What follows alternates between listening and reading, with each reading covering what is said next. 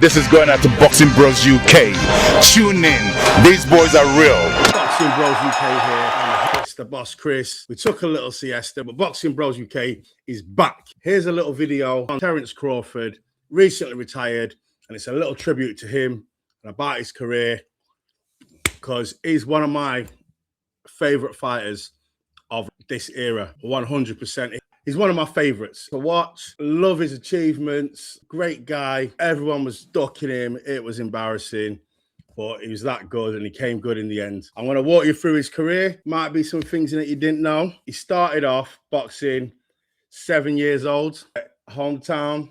Funnily enough, he didn't make it to the Olympics, never medaled, nothing. So in the 2000 Olympic boxing team, the trials, part of the process is determine who would move on to the Olympic qualifiers and represent the USA in the 2008 Beijing Olympics. He got beat by Saddam Ali. Now, you all know him like middleweight. That's who he lost to in the amateurs. And it weren't no robbery or anything. Terence Crawford, he got beat fair and square, outpointed, no stoppage, nothing.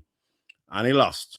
And then thought, fuck it, I'm turning pro. Saddam Ali joined the US Olympic team, made the final team, and he went out in the first round. Like literally the first fight, lost. He went on to be all right pro, lost a few. He beat an aged Miguel Cotto to pick up a light middleweight strap, then straight away lost it to, what's he called? Jaime Munguia. But like it was okay. Do you know what I mean? Obviously, he won a world title. Got to give people respect. He's been a world champion, even if you've won it once and lost it straight away, like Bruno. You're still in that club, so you got to give him his props. He was an all right fighter, and he handed TC his last significant loss, albeit amateurs. Starts his pro career. He has his pro debut March 14th, 2008. You could tell he was more suited to the pro game because obviously in the amateurs, you get fucking nosebleeds and they stop the fight. You wobble, your legs wobble a little bit. Like it's not like the pros where it's blood, guts and glory. You know what I'm saying? His first 19 fights, he got 15 KOs. His first actual meaningful fight against a kind of name was Breedis Prescott, the guy that knocked out Amir Khan in 2 rounds. Obviously been beat a few times, but that's the first person he beat. Because even back then, people did not want to smoke with this guy. They knew he was good. Even Dave Allen was quoted as saying that his dad said before TC was TC as we know him today. But I first watched Ricky Burns watch Breedis Prescott, March 2013. I was with my dad about 3 o'clock in the morning. I was half asleep. And my dad said, "Who's this?" I said, I don't really know.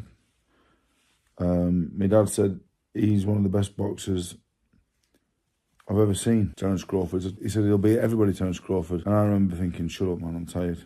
Chatting shit. Anyway, the next time I saw him, it was beating Ricky Burns. I think it was before the Ricky Burns fight or around that time. And Dave Allen's dad was obviously a proper boxing fan, aficionado, knows his shit. And Dave Allen wasn't really believing him. And then obviously after the Ricky Burns fight, listen to your dad. Dads know best most times. First world title on the road. Ricky Burns, WBO. He smashes it. Unanimous decision in Scotland. Road warrior. First world title. First defense was against Gamboa. Obviously, Gamboa moved up 2 weight classes or something to fight him because he wanted big money or something. He'd already been like, he was still good, but he wasn't in his prime because in Gamboa's prime was at the weight divisions below. Didn't have a title, didn't have nothing, but yet again, the pattern with Terence Crawford, nobody would fight him. Nobody wanted to smoke with him. Nobody wanted to fight him. Everyone was ducking him, as they have done his whole fucking career. Poor guy. So he fought Gamboa, a bit of a name, supposed to be good, smoked him, easy, light work as usual. Then he defends his lightweight belt against Beltran. He gets the Ring Magazine belt. You know, Ring Magazine, they recognize greatness. You know, like how, even though G.O.AT is not the undisputed champion, he's got the ring belt because we all know he's the fucking best out of all of them, really. We know, but no one wants to give him a fair shake. No one wants to smoke and to fight Jai. He's got the same problem as Crawford had. I reckon that's fucking bullshit, bro. Because when you're that good, everyone's all about money. No one's about nothing now. And the people that don't give a fuck will fight anyone ain't all that good that they've got a chance of beating someone of that caliber. The really good fighters, it's rare. It's rare, apart from people like Crawford, Usyk, who are like, yeah, I'll take any challenge. If I believe I can win, I will take it. So he had the Ring Magazine belt. He wasn't undisputed, but he was recognized #1 in that division for sure. Nobody wanted to unify with him. No one wanted to go undisputed. Steps up to the light welterweight division. Obviously, when you're a WBO champ, this is a great rule as well. If you're the WBO champ, if you move up a weight class, you automatically become the mandatory, because it stops a lot of fighters avoiding fights, or it just shows their true colors that they're shit bags and they don't want to dare to be great. They don't want a tough fight. So just, and fair play if you're in it for the money, but don't start chatting shit saying, I need more money, or what does he bring, or whatever. He's the best and I want to beat him to prove I'm the best. Simple as that. That's what boxing's lost, or it's losing, which I fucking hate. Obviously, fights, Dularome, nothing special. Cleans up for the WBA, vacant belt, because whoever was champ, can't remember, they run a mile. As soon as TC was moving up to that division, they vacated that belt and went and scarpered. He cleans up the light welterweight division. This is his first time of becoming undisputed. He takes Postal's and obviously, yeah, people always say, oh yeah, Postal won that.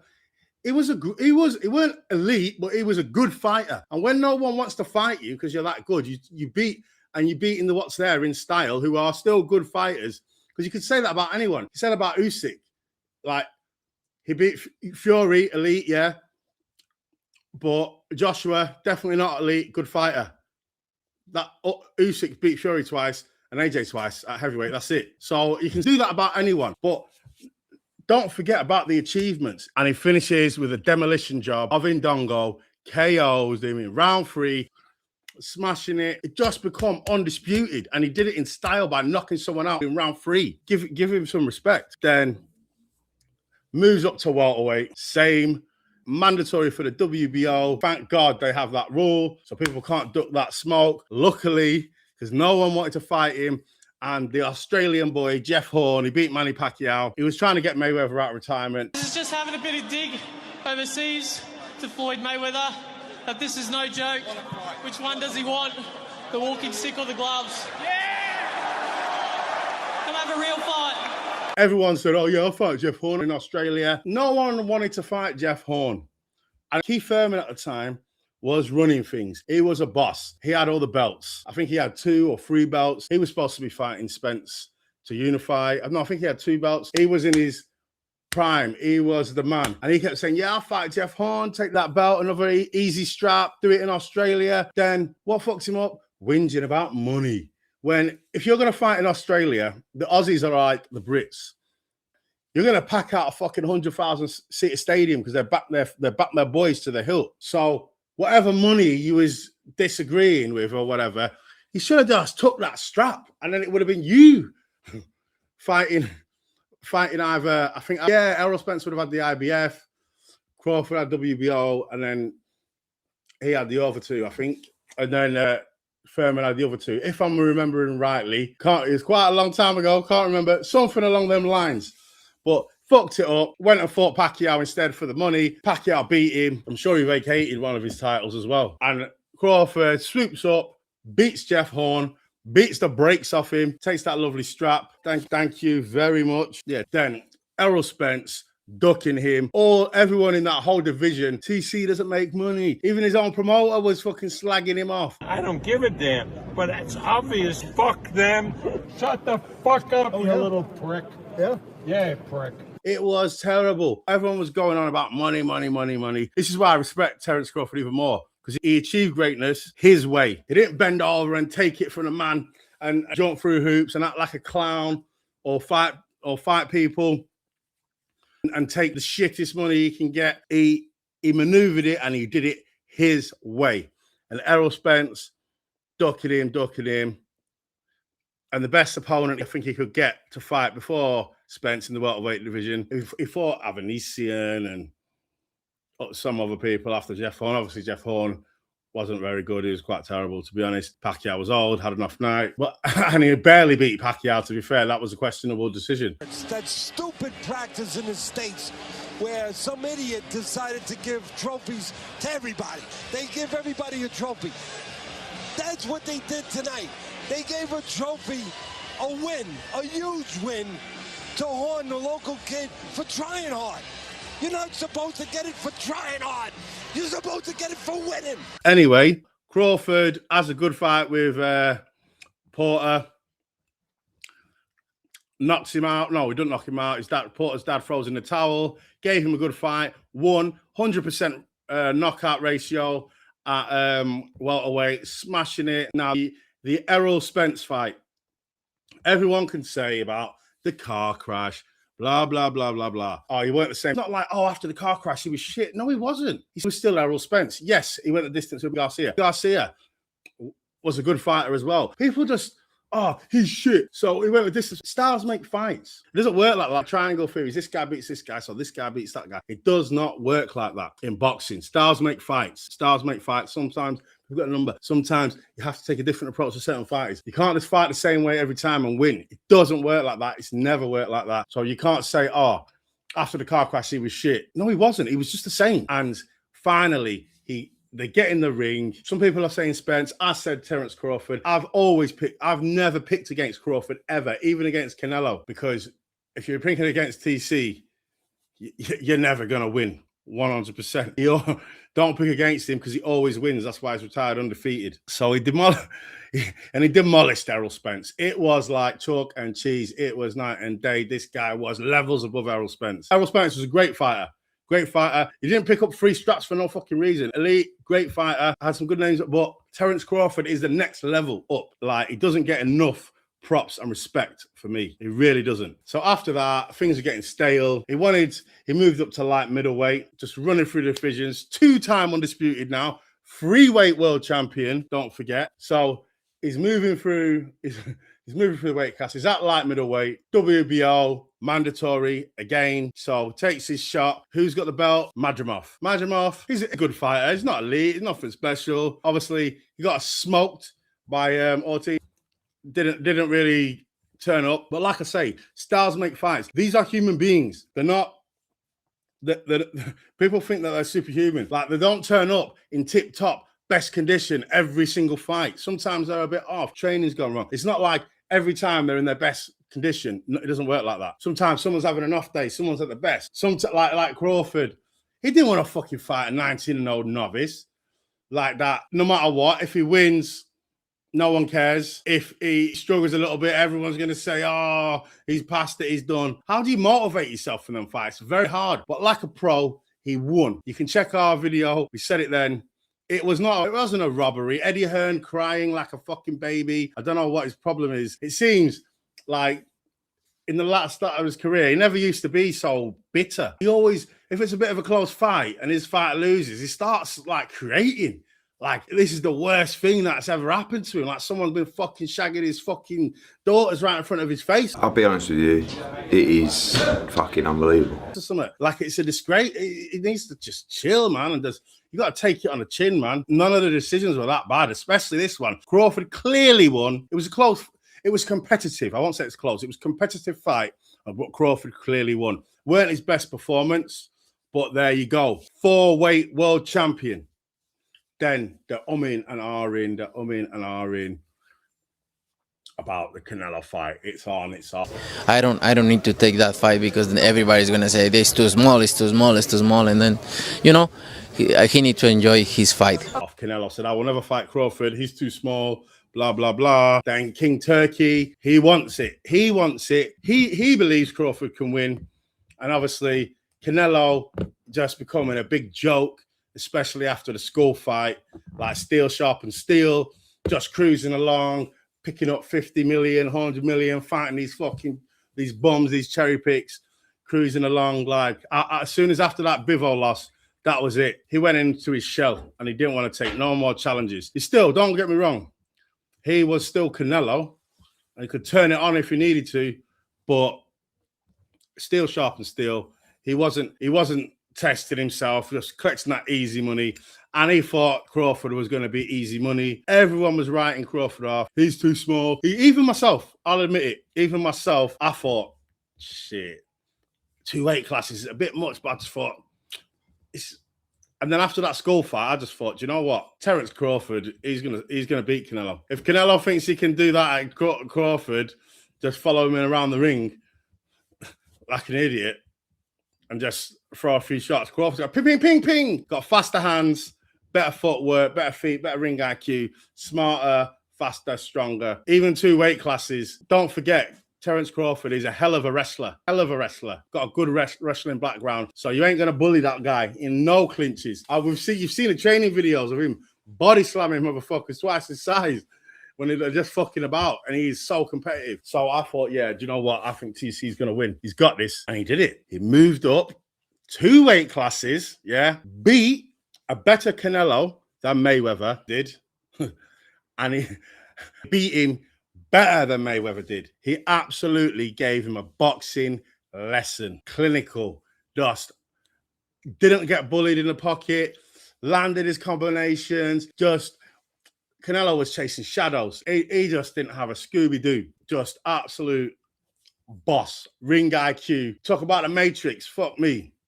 This guy was Neo, the second coming. He was amazing. And like the fact that no one wanted to fight him. Light middleweight, there was no challenges there for Terence Crawford. They're all just jokers, just chatting shit. Even when TC was at light middleweight, he wanted to be undisputed at light middleweight because the Canelo fight was going stale. These jokers, instead of trying to fight TC, they're trying to fight Errol Spence. And Sebastian, obviously, I know you've seen Errol fight. What are your thoughts on a fight between you and him? I think it'll be great. You know, he's one of the greats right now. He's one of the pound for pound. So if I can fight him and get a win off of him, it'll be good history for me again. Crawford schooled, retired, and he's talking shit about him making a comeback.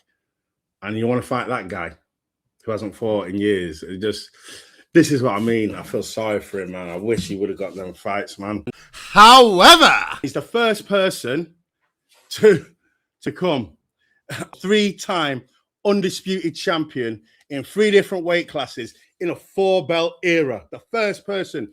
And he was the first person to become undisputed back-to-back, jumping up weight. He did it before Usyk did.